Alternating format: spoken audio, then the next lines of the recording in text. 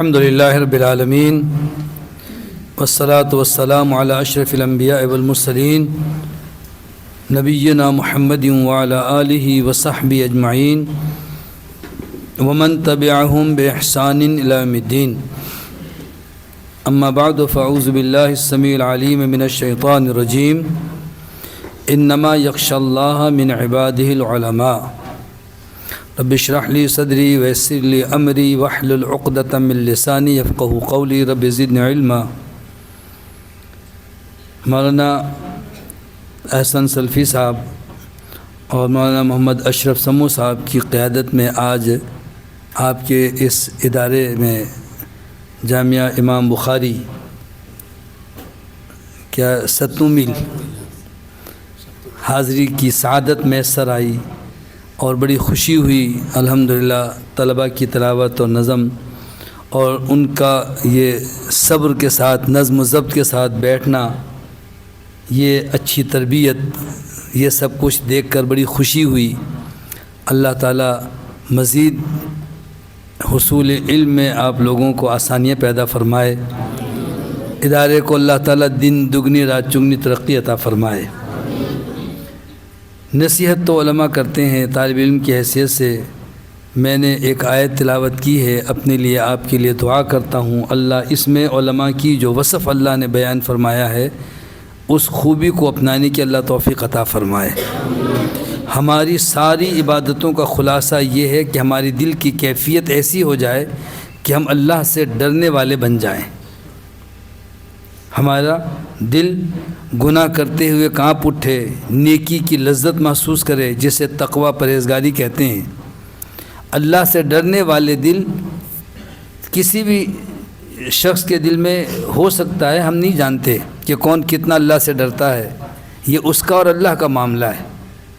بہت سے لوگ ہیں جو بڑی لمبی لمبی نمازیں پڑھتے ہیں، لیکن رسول اللہ صلی اللہ علیہ وسلم نے فرمایا کہ ان کی نماز ان کے منہ پہ مار دی جاتی ہے. اخلاص نہیں ہے، دکھاوا ہے لوگوں کو بتلانے کے لیے.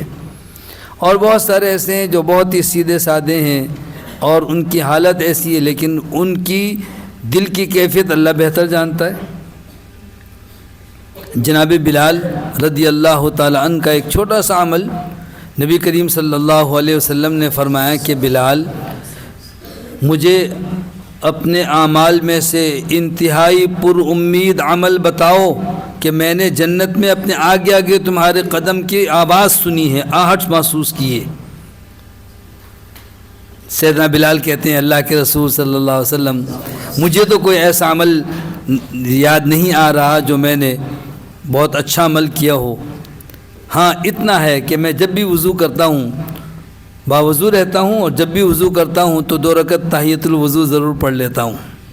چھوٹا سا عمل بھی اللہ کے یہاں اس کی اتنی قدر و منزلت ہے. یہ دراصل دل کی کیفیت کی وجہ سے. تو دنیا میں لوگوں کے دل مختلف ہوتے ہیں، کس دل میں اللہ کا کتنا ڈر ہے یہ تو ہم نہیں جانتے، لیکن اللہ تعالیٰ نے ایک پہچان بتائی ہے. فرمایا اللہ سے ڈرنے والے لوگ ہوتے ہیں جو اہل علم ہوتے ہیں. انما یخشى اللہ من عبادہ العلماء. یقیناً اللہ سے ڈرتے تو وہ ہیں جو صاحب علم ہیں، علم حاصل کرنے والے، علم سیکھنے سکھانے والے علماء طلباء. ان کی بڑی عظمت اور فضیلت ہے. یہ اللہ کی طرف سے جو سعادت ملی ہے نا، یہ آپ کا، آپ کے والدین کا اور اساتذہ کا انتخاب نہیں ہے، یہ اللہ کا انتخاب ہے. یہ اللہ نے آپ کو چن لیا ہے اور یہاں بھیجا ہے. یہ آپ انتہائی برگزیدہ، انتہائی چنے ہوئے منتخب لوگ ہیں. ابھی الیکشن ہونے والے، گہمہ گہمی ہے نا، تو ہر پارٹی اپنے نمائندے چنتی ہے اور انہیں ٹکٹ دیتی ہے کہ یہ جیت جائیں گے تو ہماری جماعت جو ہے وہ ترقی کرے گی اور ہمیں عہدے ملیں گے، ہمیں وزارتیں ملیں گی، ہمیں ہو سکتا ہے کہ وزیر اعظم اور صدر کا عہدہ مل جائے. منتخب کرتے ہیں لوگ، لیکن اگر منتخب شدہ لوگ جیت نہ سکیں تو وہی ان کے مخالف ہو جاتے ہیں. تمہاری تو کوئی پذیرائی نہیں ہے، تمہیں ٹکٹ دے کے ہم نے غلطی کی، تم نے تو ضمانت ضبط کروا دی، تمہیں تو اتنے ووٹ بھی نہیں ملے. لیکن جنہیں اللہ منتخب کرتا ہے وہ ایک الیکشن کے لیے اور ایک سیزن کے لیے اور ایک موسم کے لیے نہیں، بلکہ ہمیشہ کے لیے، دنیا میں بھی اور آخرت میں بھی۔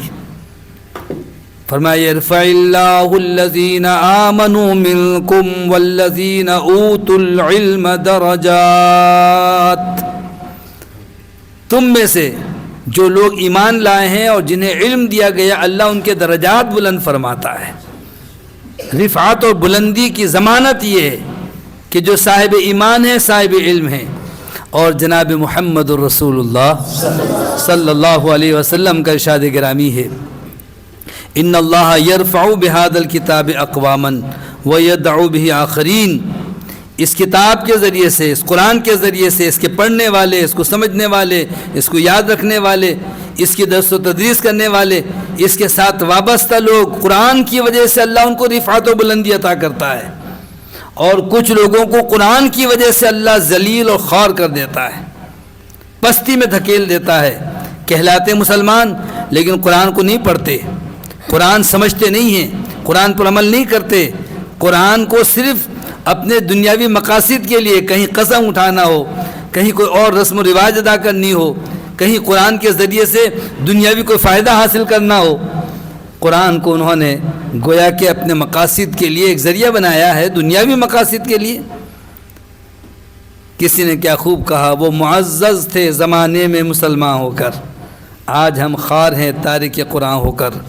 تو قرآن سے قطع تعلق کرنے والے لوگ، ذلت و رسوائی ان کا مقدر ہے، اور قرآن کے ساتھ تعلق جوڑنے والے لوگ انتہائی خوش نصیب ہیں، سعادت مند ہیں، دنیا میں بھی وہ سربراہ اور سردار بننے کے قابل ہیں، دنیا میں بھی اللہ ان کو رفعت عطا کرتا ہے، اگرچہ ان کے پاس کوئی سرکاری عہدہ نہیں ہے، لیکن جتنا احترام کسی بستی میں، کسی شہر میں، کسی جگہ ایک عالم کا ہے، وہ ان عہدے داروں کا نہیں ہے۔ امام صاحب، عالم صاحب، خطیب صاحب، دیکھتے ہی لوگ احتراماً آگے بڑھتے ہیں، ہاتھ ملاتے ہیں، دعا لیتے ہیں، اور جب کوئی عہدے دار آئے تو ڈر کے مارے کہیں ایسا نہ ہو کہ نقصان پہنچا دے، اس کی گاڑی گزر رہی کہیں ٹکر مار دے، ڈر کے ایک طرف کھڑے ہو جاتے ہیں، لیکن جیسے ہی اس کا عہدہ ختم، اس کی عزت بھی ختم۔ یہ باقی رہنے والا مقام ہے، یہ بڑی سعادت کی بات ہے، بڑی خوش نصیبی کی بات ہے کہ اللہ تعالیٰ نے آپ کو ایسے ادارے سے وابستگی کی توفیق عطا فرمائی۔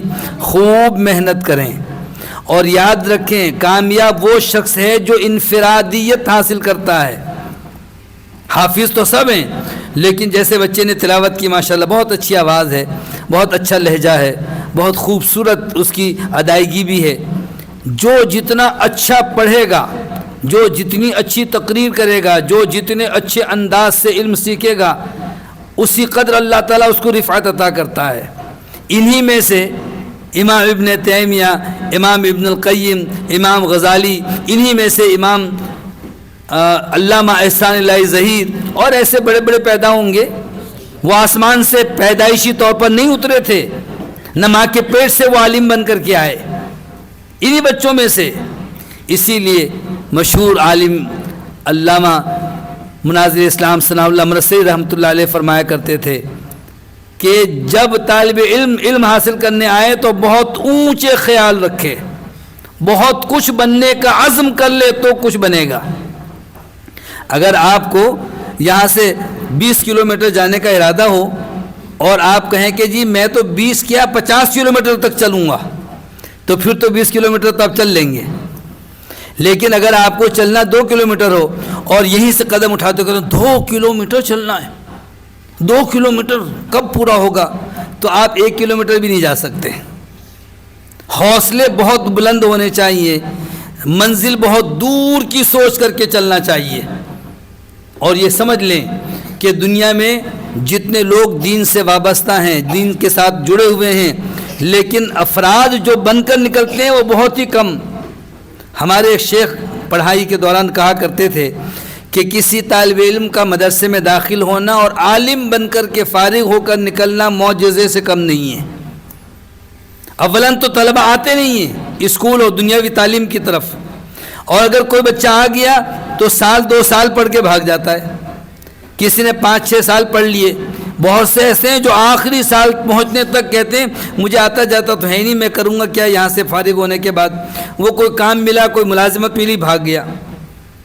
اگر اللہ تعالیٰ نے سعادت دی اور استقامت عطا فرمائے اور پڑھیں تو پہلے سے جذبہ اختیار کر لیں کہ اللہ نے رزق کا وعدہ کیا ہے، جتنا پاکیزہ باعزت رزق اللہ علماء کو دیتا ہے دنیا اس کے لیے ترستی ہے۔ اللہ مسبب الاسباب ہے۔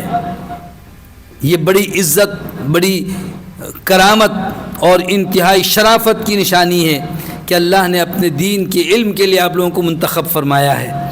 جناب محمد الرسول اللہ صلی اللہ علیہ وسلم ارشاد فرماتے ہیں من یرید اللہ بہ خیرا یفقہہ فی الدین، جس کے ساتھ اللہ بھلائی کا ارادہ کرتا ہے دین کی سمجھ عطا کرتا ہے۔ یہ نہیں فرمایا جس کے ساتھ اللہ بھلائی کا ارادہ کرتا ہے اسے صدارت دے دیتا ہے، اسے وزارت دے دیتا ہے، اسے وزیر اعظم بنا دیتا ہے، اسے بادشاہ بنا دیتا ہے۔ یہ سب چیزیں تو غیر مسلموں کو بھی اللہ دے رہا ہے۔ دنیا کی یہ ساری چیزیں فانی ہیں، کم حیثیت، بے وقات ہیں، کوئی ان کی حیثیت نہیں اللہ کی نگاہ میں۔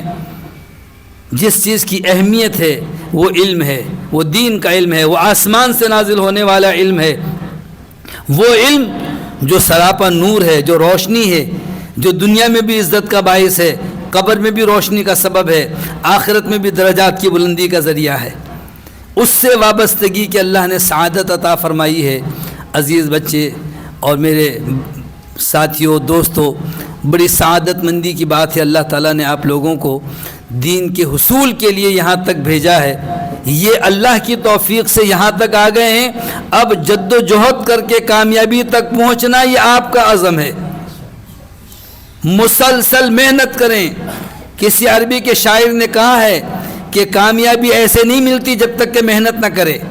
کیسی محنت؟ کہ کھیل کود میں، گپ شپ میں، خوب دوستوں میں اور دوسرے لوگوں کے ساتھ تعلق بنانے میں نہیں، ہمہ وقت کتاب کے ساتھ محبت، پڑھنے کے ساتھ محبت، علماء کے ساتھ محبت، اساتذہ کی ایک ایک بات بڑی توجہ سے اور بڑے ہی انہماک کے ساتھ سننا اور یاد کرنا۔ عربی کا ایک شاعر کہتا ہے کہ بقدر القد تکتسب المعالی ومن طلب العلا سحر اللیالی، مشقتوں کی مقدار میں بلندیاں حاصل ہوتی ہیں۔ بقدر القد تکتسب المعالی، عظمتیں حاصل ہوتی ہیں، بلندیاں ملتی ہیں تو محنت کرنے والے کو۔ ومن طلب العلا، اور جو بلندی کا طالب ہے، سحر اللیالی، وہ شب بیداری کرتے ہیں، سحری کے وقت اٹھ کر اللہ سے مانگتے ہیں کہ اے اللہ مجھے عالم بنا دے، اے اللہ مجھے حافظ اور قاری بنا دے، اے اللہ مجھے حدیث کا حافظ اور قرآن کا مفسر، اور اے اللہ قرآن کا مجھے اچھا تلاوت کرنے والا بنا دے، اے اللہ امت کی اصلاح کا مجھے ذریعہ بنا دے، میری کاوشوں کو قبول فرما۔ راتوں کو اٹھتے ہیں۔ یاد رکھیں طالب علمی کی زندگی میں جو عبادات میں کوتاہی کرتے ہیں پوری زندگی وہ عبادت میں منہمک ہو ہی نہیں سکتے، وہ ہمیشہ پریشان ہی رہتے ہیں۔ جب آئے ہیں پڑھنے اور تربیت کے لیے تو کوشش کریں کہ اذان سے پہلے مسجد میں آ جائیں، کوشش کریں کہ اذان کے لیے ایک دوسرے سے سبقت لے جائیں کہ جی میں اذان دوں گا، میں اقامت کہوں گا، اور نماز سے پہلے اور نماز کے بعد کی سنتیں، نوافل، اذکار، تلاوت، دعائیں، خوب عبادت میں منہمک رہیں۔ اور پھر جب سبق پڑھنے کا وقت ہو تو ایک سبق بھی کسی ایک کتاب کا اس میں ناغہ نہیں ہونا چاہیے، تسلسل باقی رکھیں گے اس میں برکت ہے۔ کوئی چھوٹے چھوٹے سے بہانے، جی میں چل رہا تھا پیر میں چوٹ لگ گئی ہے اس لیے میں آج کلاس میں نہیں آ سکتا، آج تھوڑا سا سر میں درد ہے، آج فلاں بیماری ہے، آج فلاں کے یہاں شادی ہے، ساری چیزیں غیر ضروری ہیں۔ علماء نے ایسے حالات میں علم حاصل کیا، میں نام نہیں لیتا، ایک بڑے عالم کا ذکر ہے کہ جب وہ پڑھنے کے لیے آئے تو اس دور میں ٹیلی فون نہیں ہوتا تھا، خطوط ہوتے تھے، بس ڈاک سے خط آتا تھا۔ انہوں نے ایک بڑا سا صندوق لیا تھا اور اس کو تالا لگا دیا اور اس کے اوپر تھوڑا سا سوراخ کر دیا، جب بھی گھر سے خط آتا تو کھولے بغیر اسی میں ڈال دیتے تھے۔ 8 سال تک نہ گھر گئے نہ کسی کا خط پڑا۔ 8 سال کے بعد جب فارغ ہو گئے پھر صندوق لے کر گھر پہنچے، اب جا کر کے کھول کر دیکھ رہے ہیں تو کیا دیکھتے ہیں؟ کسی میں لکھا ہوا ہے تمہارے ابا کا انتقال ہو گیا۔ گھر والے کہہ رہے ہیں تم نے جواب ہی نہیں دیا۔ اس نے کہا مجھے تو اب پتہ چلا ہے۔ انا للہ و انا الیہ راجعون، اللہ مغفر لہ وارحمہ، دعا کر رہا ہے۔ کسی نے کہا تمہارے فلاں بھائی کے ہاں بیٹے کی پیدائش ہوئی، اچھا جی آپ کو مبارک ہو، بیٹا تو 8 سال کا ہو گیا۔ کسی نے کچھ لکھا، کسی نے کچھ، سارے خطوط تک نہیں پڑھے۔ آج ایک بڑا فتنہ جو ہمارے درمیان ہے نا وہ موبائل کا ہے۔ لوگ اس میں لطیفے سننے، کہانیاں سننے اور مختلف خبریں دیکھنے کے لیے جب موبائل میں لگتے ہیں تو یاد رکھیں وہ طالب علم حاصل نہیں کر سکتا۔ وہ معلومات تو جمع کر لے گا، یہ دنیاوی معلومات علم نہیں ہے۔ یہ تو جاہلوں کو بھی بہت کچھ پتہ ہوتا ہے کہ دنیا میں کیا ہو رہا ہے۔ اصل علم تو وہ ہے جو کتاب اللہ اور احادیث رسول اللہ صلی اللہ علیہ وسلم کا علم ہے۔ تو اس سعادت مندی پر اللہ کا شکر ادا کریں، اس سعادت مندی پر اللہ سے اور علم اضافے کی دعائیں کیا کریں، جیسا کہ اللہ نے فرمایا وَقُلْ رَبِّ زِدْنِي عِلْمًا، اور اپنے لیے، اپنے والدین کے لیے جہاں دعا کریں وہاں اپنے اساتذہ کے لیے نام لے کر دعا کیا کریں کہ اللہ ان کی عمر میں، ان کے علم میں، ان کے عمر میں برکت عطا فرما۔ معاونین کے لیے دعا کریں، پھر اپنے لیے دعا کریں کہ اللہ مجھے دین کا خادم اور دین کا عالم بنا دے۔ اللہ آپ سب کو دین کے لیے قبول فرمائے، اللہ آپ سب کو دین کا ایک عظیم عالم، مبلغ، داعی، مجاہد، مفسر